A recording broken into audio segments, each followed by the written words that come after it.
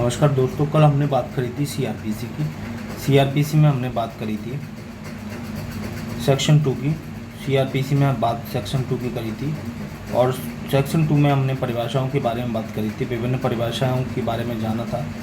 और आज उन परिभाषाओं से आगे चलते हैं, तो जो सेक्शन 3 है उसकी बात करते हैं। सेक्शन 3 में लिखा है निर्देशों का पता लगाना या अर्थ लगाना। इस संहिता में लिखा है कि विशेषता शब्दों के बिना मजिस्ट्रेट के प्रति निर्देश का अर्थ जब तक संदर्भ से अन्यथा अपेक्षित ना हो तब तक क्या करेंगे, उन्हीं बातों को रखेंगे, उन्हीं अर्थों को रखेंगे जो संहिता में दिया गया है। तो 3 का पहले फर्स्ट है, 3 का 1 है और उसका भी वो का है, तो का में दिया है 3(1) का सब क्लॉज है 1, तो उसमें दिया है महानगर क्षेत्र के बाहर किसी क्षेत्र के संबंध में न्यायिक मजिस्ट्रेट के प्रति निर्देश के रूप में लगाया जाएगा। और महानगर क्षेत्र की दूसरी बात है, महानगर क्षेत्र के संबंध में महानगर मजिस्ट्रेट के प्रति निर्देश के रूप में लगाया जाएगा। तो जो खा नंबर है तीसरे का खा, तो 3 खा जिसको या 3B वो बोलते हैं, बी बोल सकते हैं 3B। तो इस पर जो बात है वो क्या है, द्वितीय वर्ग मजिस्ट्रेट के प्रति निर्देशों का महानगर क्षेत्र के बाहर किसी क्षेत्र के संबंध में यह अर्थ लगाया जाएगा कि वह द्वितीय वर्ग न्यायिक मजिस्ट्रेट के प्रति और महानगर क्षेत्र के संबंध में महानगर मजिस्ट्रेट के प्रति निर्देश है। यानी निर्देश अगर दिए जाते हैं तो किस तरीके से उनका अर्थ लगाया जाएगा, ये सेक्शन 3 में बताया गया है। उसके बाद है प्रथम वर्ग मजिस्ट्रेट के प्रति निर्देश का अर्थ किसी महानगर क्षेत्र के संबंध में यह अर्थ लगाया जाएगा कि वह उस क्षेत्र में अधिकारिता का प्रयोग करने वाले महानगर मजिस्ट्रेट के प्रति निर्देश है। उसके बाद है किसी अन्य क्षेत्र के संबंध में यह अर्थ लगाया जाएगा कि उस क्षेत्र में अधिकारिता का प्रयोग करने वाले प्रथम वर्ग न्यायिक मजिस्ट्रेट के प्रति क्या निर्देश है। उसके बाद घा पे चलते हैं, मुख्य न्यायिक मजिस्ट्रेट के प्रति निर्देश का किसी महानगर क्षेत्र के संबंध में यह अर्थ लगाया जाएगा कि वो उस क्षेत्र में अधिकारिता का प्रयोग करने वाले मुख्य महानगर मजिस्ट्रेट के प्रति क्या निर्देश है। उसके बाद तीसरे का दूसरा जो है सेक्शन है वो कहता है इस संहिता में जब तक संदर्भ से अन्यथा अपेक्षित ना हो न्यायिक मजिस्ट्रेट के न्यायालय के प्रति निर्देश का महानगर क्षेत्र के संबंध में अर्थ लगाया जाएगा, उस क्षेत्र के महानगर मजिस्ट्रेट के न्यायालय के प्रति निर्देश है। और तीसरा चलते हैं, तीसरे का तीसरा सेक्शन है, तो वो कहता है कि जब तक संदर्भ से अन्यथा अपेक्षित ना हो संहिता के प्रारंभ पूर्व पारित किसी अधिनियम में प्रथम वर्ग मजिस्ट्रेट के प्रति निर्देश का यह अर्थ लगाया जाएगा कि वह प्रथम वर्ग न्यायिक मजिस्ट्रेट के प्रति निर्देश है। तो द्वितीय वर्ग मजिस्ट्रेट या तृतीय वर्ग मजिस्ट्रेट के प्रति यह अर्थ लगाया जाएगा, प्रति निर्देश का यह अर्थ लगाया जाएगा कि वह द्वितीय वर्ग न्यायिक मजिस्ट्रेट के प्रति निर्देश है। और प्रेसिडेंसी मजिस्ट्रेट का या मुख्य प्रेसिडेंसी मजिस्ट्रेट के प्रति निर्देश यह अर्थ लगाया जाएगा कि वह क्रमशः महानगर मजिस्ट्रेट या मुख्य महानगर मजिस्ट्रेट के प्रति निर्देश है। तो ये निर्देशों का अर्थ लगाने की बात की जा रही है कि किस तरीके से अगर कोई बात बोली जाती है तो किसके प्रति वो अर्थ लगाया जाएगा, इस पर चर्चा की गई है सेक्शन 3 में। सेक्शन 3 में ये बात की गई है। उसके बाद है सेक्शन 3 का 4, जहाँ इस संहिता से भिन्न किसी विधि के अधीन किसी मजिस्ट्रेट द्वारा किए जा सकने वाले कृत्य ऐसे मामले से संबंधित हैं कि जिनमें साक्ष्य का अधिमूल्यन अथवा सूक्ष्म परीक्षण या कोई ऐसा विनिश्चय करना अंतर्वलित है जिससे किसी व्यक्ति को किसी दंड या शास्ति की अथवा अन्वेषण जांच या विचारण होने तक अभिरक्षा में निरोध की संभावना हो सकती है, या जिसका प्रभाव उसे किसी न्यायालय के समक्ष विचारण के लिए भेजना होगा, बाकी कृत्य इस संहिता के उपबंधों के अधीन रहते हुए न्यायिक मजिस्ट्रेट द्वारा किए जा सकते हैं। तो ये बात इसमें बोली गई है। और आगे चलते हैं, जो प्रशासनिक या कार्यपालक प्रकार के हैं जैसे अनुज्ञप्ति का अनुदान, अनुज्ञप्ति का निलंबन, रद्द किया जाना, अभियोजन की मंजूरी, अभियोजन वापस लेना, वहाँ पे यथापूर्वक अधीन रहते हुए कार्यपालक मजिस्ट्रेट द्वारा किए जा सकते हैं। तो ये प्रशासनिक कार्यों के बारे में है। और साक्ष्य का अधिमूल्यन और साक्ष्य का सूक्ष्म परीक्षण भी इस संहिता के अंतर्गत न्यायिक मजिस्ट्रेट द्वारा किए जा सकते हैं। तो ये इस सेक्शन में निर्देश और कुछ बातें हैं साक्ष्य के विषय में, कुछ जो है अभियोजन वापस लेना, वहाँ यथापूर्वोक्त के अधीन रहते हुए कार्यपालक मजिस्ट्रेट द्वारा किए जा सकते हैं। तो ये सेक्शन 3 में निर्देशों का पता लगाने की बात की गई है, निर्देशों का अर्थ की बात की गई है। सेक्शन 3 आता है कि 3 में क्या है, तो निर्देशों का अर्थ है। उसके बाद बात की गई है कि भारतीय दंड संहिता सेक्शन 4 है। सेक्शन 4 कहता है भारतीय दंड संहिता और अन्य विधियाँ जो हैं, अन्य विधियों के अधीन अपराधों का विचार किया जाएगा। तो इसमें बात कह रहा है भारतीय दंड संहिता 1860 का 45 इसका मतलब ये 45वां एक्ट था 1860 में के अधीन सब अपराधों का अन्वेषण, जांच, विचारण और उनके संबंध में अन्य कार्रवाइयाँ इसके पश्चात अंतर्विष्ट उपबंधों के अनुसार की जाएगी। यानी कुछ भी जो भारतीय दंड संहिता में है और जो अपराधों का अन्वेषण है, जांच, विचारण है, इस संहिता के अंतर्गत ही की जाएगी। ये बात इसमें है सेक्शन 4 में। किसी अन्य विधि के अधीन सब अपराधों का अन्वेषण और कोई किसी और विधि है उसके अधीन अपराधों का अन्वेषण, जांच होगी, विचारण, उनके संबंध में अन्य कार्रवाइयाँ इन्हीं उपबंधों के अनुसार, किंतु ऐसे अपराधों के अन्वेषण, जांच, विचारण, अन्य कार्रवाइयों की रीति या स्थान का विनियमन करने वाली तत्समय प्रवर्तक किसी अधिनियम नीति के अधीन रहते हुए की जाएगी। ये कह रहे हैं किसी विधि के अधीन सब अपराधों का अन्वेषण होगा, वो इसी के अनुसार किया जाएगा। लेकिन अगर कोई कानून बना हुआ है, कोई विधि बनी हुई है, उसमें उस बात को लिखा गया कि उसके अनुसार उसका अन्वेषण, जांच और विचारण किया जाएगा, तो उसके अनुसार किया जाएगा, अन्यथा की स्थिति में इसके अनुसार किया जाएगा। व्यावृत्तियाँ सेक्शन 5 कहता है, व्यावृत्तियों के बारे में सेक्शन 5 कहता है, इससे प्रतिकूल किसी विनिर्दिष्ट उपबंध के अभाव में इस संहिता की कोई बात तत्समय प्रवर्त किसी विशेष या स्थानीय विधि या तत्समय प्रवर्त किसी अन्य विधि द्वारा प्रदत्त किसी विशेष अधिकारता या शक्ति या उस विधि द्वारा वेद किसी विशेष प्रक्रिया पर प्रभाव नहीं डालेगी। तो ये कह रहा है कि इसके अंतर्गत कोई बनी हुई विधि है, वो किसी और विधि और स्थानीय विधि पर कोई प्रभाव नहीं डालेगी। ठीक है, इस बात की ये विशेष प्रक्रिया पर प्रभाव नहीं डालेगी। अगर कोई विशेष प्रक्रिया है, किसी विधि के अंतर्गत कोई लॉ और कानून एक्ट बना है, तो इस बात की इस CRPC की कोई बात उस पर प्रभाव नहीं डालेगी। व्यावृत्ति में ये बात है। अब चलते हैं अध्याय दूसरे पे। अध्याय दूसरा जो है और जो बात कहता है दंड न्यायालयों के कार्यालय और गठन का, तो ये सेक्शन 6 से शुरू होता है। तो सेक्शन 6 में क्या है, दंड न्यायालयों के वर्ग की बात कह रहा है। तो दंड न्यायालयों के वर्ग की बात कह रहा है, उसमें उच्च न्यायालय और इस संहिता से भिन्न किसी विधि के अधीन गठित न्यायालयों के अतिरिक्त प्रत्येक राज्य में निम्नलिखित वर्गों के दंड न्यायालय होंगे। ये कह रहा है उच्च न्यायालय और इस संहिता से भिन्न किसी विधि के अधीन गठित न्यायालय। तो ये कह रहा है उच्च न्यायालय को छोड़ दें और किसी अन्य विधि के अधीन गठित न्यायालय को छोड़ दें, तो प्रत्येक राज्य में निम्नलिखित दंड न्यायालय होंगे। ये बात कह रहा है।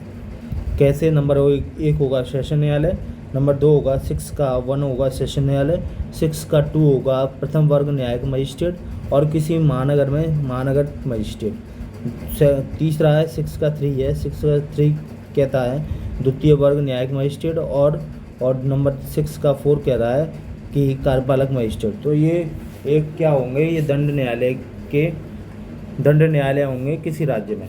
ठीक, हाईकोर्ट को छोड़कर उच्च न्यायालय और संहिता से भिन्न किसी विधि के अधीन गठित न्यायालयों के अतिरिक्त ये 4 तरह के न्यायालय होंगे। एक सेशन न्यायालय होगा, प्रथम वर्ग न्यायिक मजिस्ट्रेट होगा और किसी महानगर में महानगर मजिस्ट्रेट होगा और द्वितीय वर्ग न्यायिक मजिस्ट्रेट होगा और कार्यपालक मजिस्ट्रेट होगा। ये दंड न्यायालयों की बात कर रहा है। अभी हम CPC पढ़ते हैं तो CPC में सिविल न्यायालय की बात करता है, लेकिन CRPC में जो बात की जा रही है वो CRPC में दंड न्यायालयों की बात की जा रही है, जिसमें सेशन न्यायालय, प्रथम वर्ग न्यायिक मजिस्ट्रेट और द्वितीय वर्ग न्यायिक मजिस्ट्रेट और कार्यपालक मजिस्ट्रेट होता है। उसके बाद आते हैं सेक्शन 7 पे। सेक्शन 7 कहता है प्रादेशिक खंड क्या होगा, इसकी बात है। सेक्शन 7 का 1 कहता है प्रत्येक राज्य का एक सेशन खंड होगा। प्रत्येक राज्य का एक सेशन खंड होगा, उसमें सेशन खंड होंगे उसमें सेशन खंड होंगे। इस संहिता के प्रयोजन के लिए प्रत्येक सेशन खंड एक जिला होगा और उसमें जिले होंगे। ये कह रहा है प्रत्येक राज्य एक सेशन खंड होगा, प्रत्येक राज्य एक सेशन खंड होगा या उसमें सेशन खंड होंगे। इस संहिता के प्रयोजन के लिए सेशन खंड एक जिला होगा। ये कह रहा है कि सेशन खंड एक जिला होगा उसके लिए, और प्रत्येक महानगर क्षेत्र उक्त प्रयोजनों के लिए एक पृथक सेशन खंड या जिला होगा। और कह रहा है प्रत्येक महानगर क्षेत्र के लिए एक सेशन खंड एक जिला होगा। उसके बाद सेक्शन 7 का 2 कहता है, सेक्शन 7 का 2 कहता है कि राज्य सरकार उच्च न्यायालय के परामर्श से के पश्चात ऐसे खंड और जिलों की सीमाओं संख्या में परिवर्तित कर सकती है। तो राज्य सरकार यदि चाहती है तो ऐसी उच्च न्यायालय के परामर्श से ऐसे खंडों को तहसील का मतलब खंड का मतलब तहसील या जिलों की सीमाएं आगे बढ़ा सकती है या संख्या में परिवर्तित कर सकती है। खंडों की संख्या बढ़ा सकती है, जिलों की संख्या में परिवर्तित कर सकती है, सीमाओं में चेंजिंग कर सकती है यदि राज्य सरकार चाहे तो। किसके परामर्श से? हाई कोर्ट के परामर्श से। और तीसरा क्या कहता है? 7 का 3 कहता है, 7 का 3 ये कह रहा है कि राज्य सरकार उच्च न्यायालय से परामर्श के पश्चात किसी जिले को उपखंडों में विभाजित कर सकती है। और राज्य सरकार उच्च न्यायालय के परामर्श से क्या कर सकती है? किसी जिलों को उपखंड में विभाजित कर सकती है। ऐसे उपखंडों की सीमाओं या संख्या में परिवर्तित कर सकती है, और जिलों की सीमाओं और संख्याओं में परिवर्तित कर सकती है। ये सेक्शन 7 का 3 कहता है। सेक्शन 7 का 4 कहता है किसी राज्य में संहिता के प्रारंभ और समय विद्यमान सेशन खंड हैं, जिले और उपखंड इस धारा के अधीन बनाए गए समझे जाएंगे।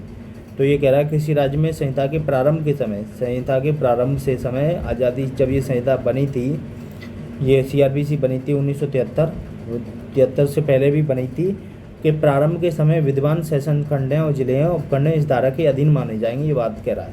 उसके बाद सेक्शन आता है 8। सेक्शन 8 का आता है तो महानगर क्षेत्र के बारे में कहता है। तो राज्य सरकार अधिसूचना द्वारा घोषित कर सकती है उस तारीख से जो अधिसूचना में निर्दिष्ट हो। तो राज्य सरकार इसकी घोषणा कर सकती है कि महानगर क्षेत्र क्या होगा। राज्य का कोई क्षेत्र जिसमें ऐसा नगर या नगरी समाविष्ट है जिसकी जनसंख्या 10 लाख से अधिक है, 10 लाख से अधिक जनसंख्या वाले ही क्षेत्र को महानगर क्षेत्र घोषित कर सकती है राज्य सरकार। इस संहिता के प्रयोजन के लिए महानगर क्षेत्र होगा, ये महानगर क्षेत्र होगा, ये बात की जा रही है कि कौन से महानगर क्षेत्र होंगे। तो वो महानगर क्षेत्र होंगे जिसकी जनसंख्या कितनी है? जिसकी जनसंख्या 10 लाख है, जिसकी जनसंख्या 10 लाख है। तो वो बात कह रहा है कि ऐसे नगर या नगरी जिनकी जनसंख्या 10 लाख है, 10 लाख से अधिक है, इस संहिता के प्रयोजन के लिए एक महानगर क्षेत्र होगा। और 8वें का दूसरा कहता है इस संहिता के प्रारंभ से मुंबई, कलकत्ता, मद्रास प्रेसिडेंसी नगरों में से प्रत्येक अहमदाबाद नगर उपधारा 1 के अधीन महानगर क्षेत्र घोषित किए जाएंगे। तो मुंबई, कलकत्ता, मद्रास प्रेसिडेंसी नगरों में से प्रत्येक और अहमदाबाद नगर महानगर क्षेत्र समझे जाएंगे इसके प्रारंभ से। तीसरी बात कह रहा है 8वें का 30, राज्य सरकार अधिसूचना द्वारा महानगर क्षेत्र की सीमाओं को बढ़ा सकती है, कम कर सकती है, परिवर्तित कर सकती है, किंतु ऐसी कमी परिवर्तित इस प्रकार नहीं किया जाएगा कि उस क्षेत्र की जनसंख्या 10 लाख से कम रह जाए।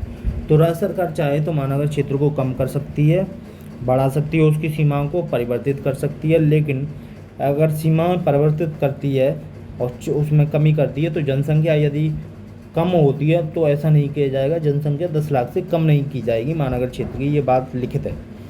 तो ये आर्टिकल है, आप सेक्शन है 8वें का 30 उस 8वें का 4 कहता है जहाँ किसी क्षेत्र के महानगर क्षेत्र घोषित किए जाने या घोषित समझे जाने के पश्चात ऐसे क्षेत्र की जनसंख्या 10 लाख से कम हो जाती है, वहाँ ऐसा क्षेत्र ऐसी तारीख और उससे जो राज्य सरकार अधिसूचना द्वारा निर्दिष्ट करे महानगर क्षेत्र नहीं रहेगा।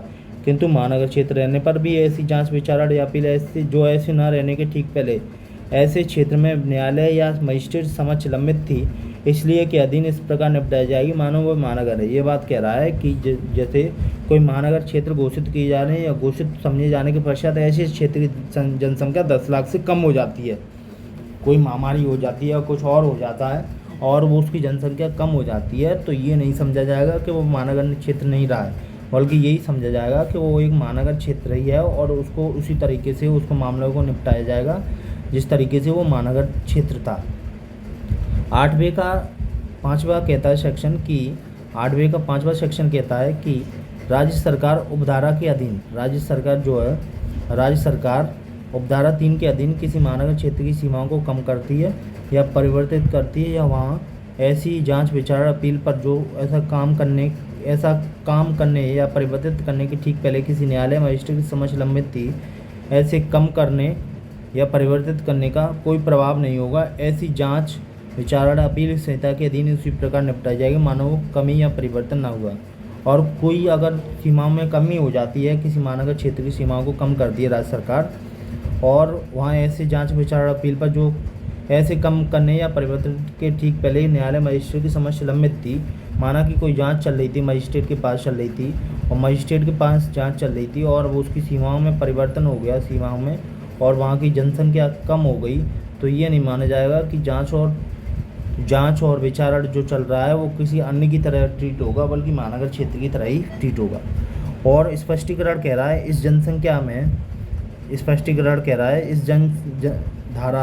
इस धारा में जनसंख्या पद से नवीनतम पूर्ववर्ती जनगणना में यथा अविनिश्चित व जनसंख्या अभिप्रेत है जिसके सुसंगत आंकड़े जो है शामिल है। तो ये आज के लिए इतना वीडियो सही है। आगे की वीडियो में हम फिर मिलते हैं। अगर आप चैनल पर नए हैं, चैनल को अभी तक आपने सब्सक्राइब नहीं किया है तो चैनल को सब्सक्राइब करना ना भूलें। इस वीडियो को अपने दोस्तों के साथ शेयर करें जो आपके PCS में और लॉ की जानकारी को बढ़ाएंगे। तो चलते हैं, फिर मिलते हैं। नमस्कार।